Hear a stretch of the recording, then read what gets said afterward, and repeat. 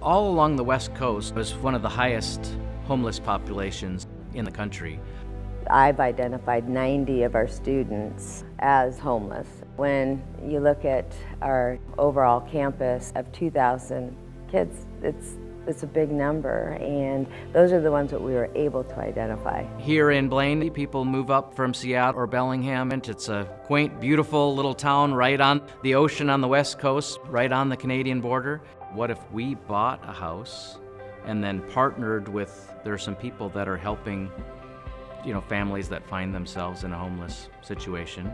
We partner with them, they provide the case management, we provide the house, helping guide them down the path so that they could take that step towards independence. We had a member from the congregation that was willing to sell us their house at a discount because they were excited about the program and wanted to help make it a reality. We didn't know if a commercial lender was going to be open to that type of situation. So our first call was to LCF. It was nice to work with a trusted partner like LCF who could just kind of walk us through step by step. They were great to work with. From the beginning, there was going to be rent for the families based on a sliding scale based on their income, so they're able to give what they can afford. We got a call from the homeless liaison at the Blaine School District saying this family from the Blaine school just had a terrible fire. This family was displaced, 3 children.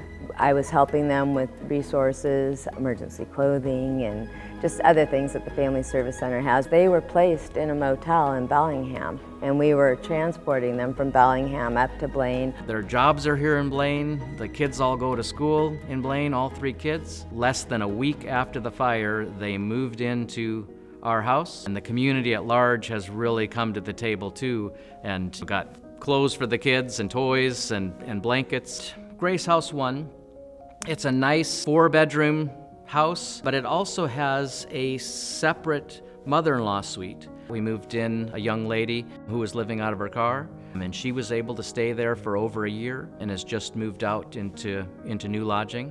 After we'd been involved with Grace House for a few years, we had a member that was relatively new to the congregation, Gordy, and his wife. Gordy approached me and said, "What do you think about me purchasing a piece of property? Would work for me on kind of an investment type end, but work for the church as a second Grace House where we could help another family."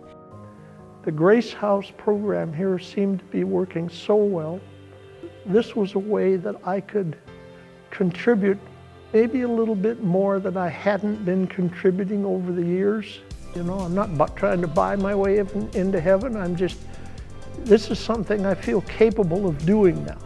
We just moved a couple young guys recently out of high school into the property just over a month ago.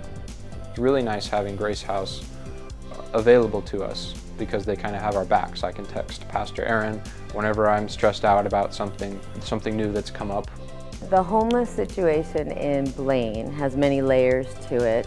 A mom with 2 daughters right now who live in their vehicle. And if another Grace House was available, she's a perfect fit.